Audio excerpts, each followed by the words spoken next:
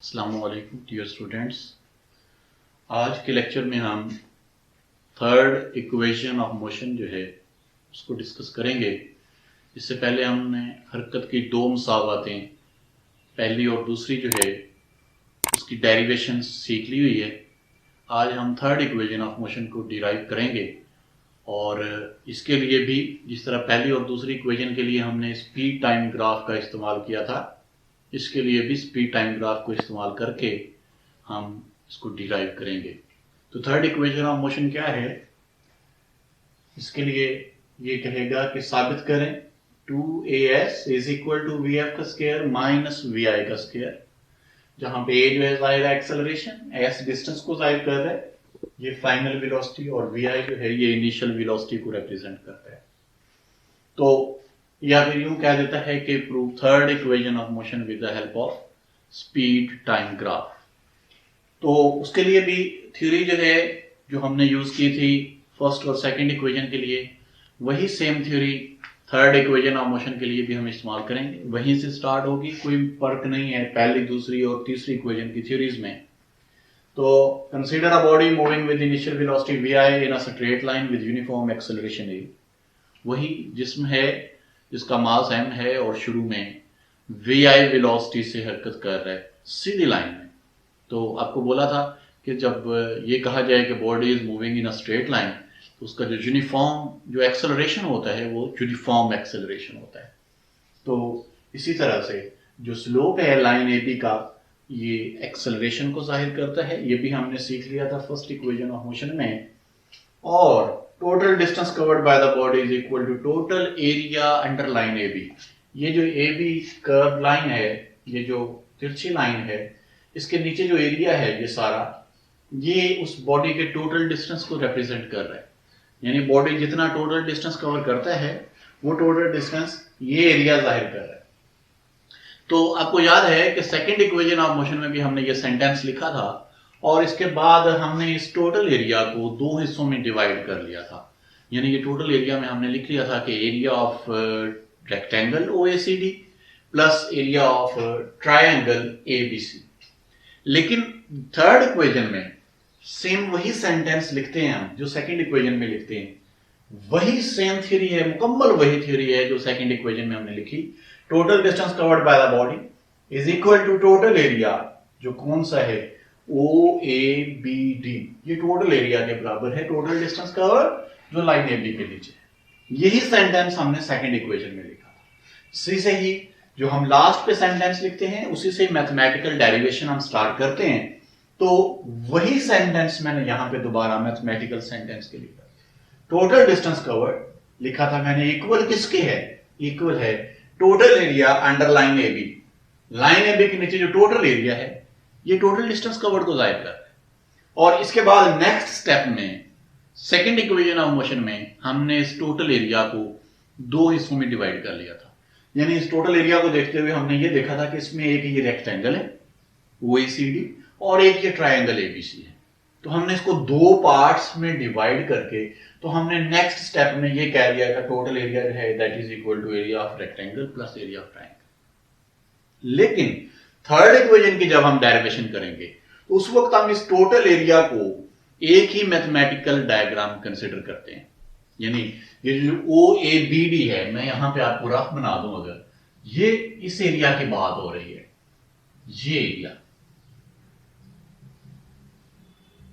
Area जाहिर कर रहा है टोटल डिस्टेंस कवर्ड को, ओ ए बी डी। दरमियान वाली लाइन को हम कंसिडर नहीं कर रहे। ये जो टोटल एरिया है ये टोटल डिस्टेंस कवर्ड को जाहिर कर रहा है और हम इसको एक ही मैथमेटिकल डायग्राम कंसिडर कर रहे हैं। दरमियान वाली लाइन ड्रॉ करके हम इसको रेक्टेंगल और ट्रायंगल में जो है इसको डिवाइड नहीं करेंगे जी। अगर इसको एक ही मैथमेटिकल डायग्राम कंसिडर किया जाए तो जिस तरह से हर मैथमेटिकल डायग्राम ज्योमेट्रिकल शेप को देख के आपको अंदाजा हो जाता है कि ये कौन सी शेप है। ओ ए सी डी की बात करूं तो आप फौरन बता देंगे कि ये रेक्टेंगल है। एबीसी की बात करें तो ये ट्रायंगल बन रही है, राइट एंगल ट्रायंगल। तो ये भी एक मैथमेटिकल ज्योमेट्रिकल शेप बनती है।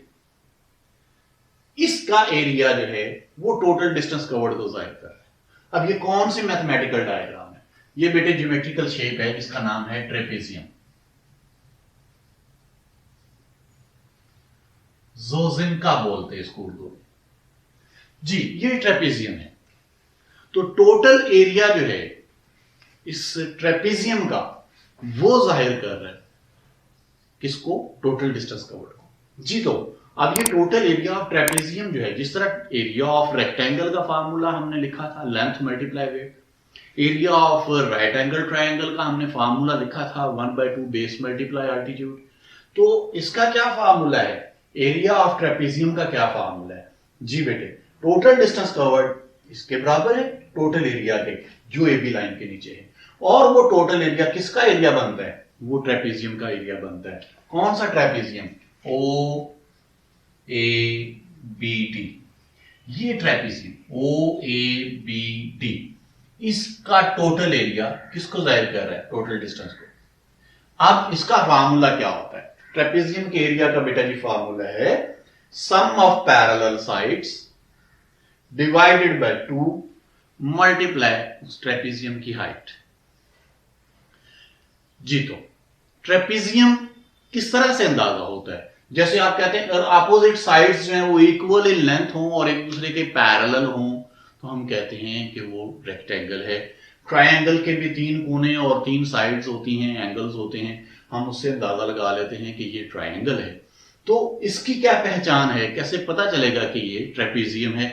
तो ट्रेपेजियम के बेटे ये पहचान होती कि इसके 2 अपोजिट साइड्स जो हैं वो एक दूसरे के पैरेलल होती हैं, बाकी 2 साइड्स जो हैं वो एक दूसरे के पैरेलल नहीं होती। 2 साइड्स यानी 4 साइड्स इसकी होगी टोटल, 4 में से 2 साइड्स जो हैं वो एक दूसरे के पैरेलल और बाकी 2 साइड्स एक दूसरे के पैरेलल नहीं होती। इसको हम ट्रेपेजियम का नाम देते हैं। तो इसको अगर देखा जाए तो ओ ए और बी डी, ये जो 2 साइड्स हैं, these 2 opposite sides are parallel to each other. और अगर हम देखें ओ डी को और ए बी को, तो ए बी और ओ डी जो है ये 2 साइड्स एक दूसरे के अपोजिट होने के बावजूद एक दूसरे के पैरेलल नहीं है।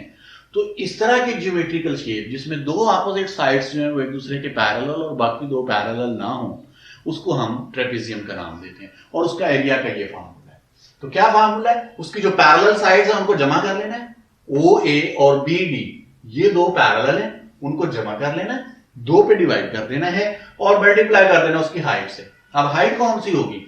जो 2 नॉन पैरेलल साइड्स हैं उनमें से जो आपको सीधी लग रही है वो उस ट्रेपेजियम की हाइट बनेगी। यानी एक यूं तिरछी होगी, इंक्लाइंड होगी, एक जाहिर है यूं स्ट्रेट होगी। तो जो स्ट्रेट होगी that is the height of trapezium. तो वो ओडी जो है वो इसकी हाइट बनती है, उससे आपने मल्टीप्लाई करना है।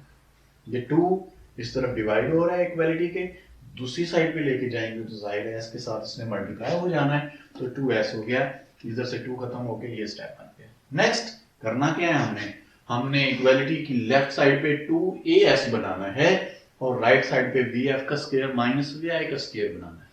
2as हमारे पास 2s बन चुका। एक्सेलरेशन चाहिए हमें, एक्सेलरेशन चाहिए, इस 2s के साथ एक्सेलरेशन चाहिए। जाहिर है मैथमेटिक्स की रूल से इस तरफ हम अकेला a नहीं लिख सकते, दोनों तरफ एक्सेलरेशन के साथ मल्टीप्लाई करना पड़ेगा। तो उसके लिए हम क्या इस्तेमाल करते हैं? जाहिर है हमने ग्राफ को इस्तेमाल करके एक्सेलरेशन बनाना है। तो पहली इक्वेशन की जो डेरिवेशन हमने की थी उसमें हमने ये सीखा था कि जो एक्सेलरेशन है वो BC ओवर OD के बराबर है। BC ओवर OD याद हो, स्लोप ऑफ लाइन AB।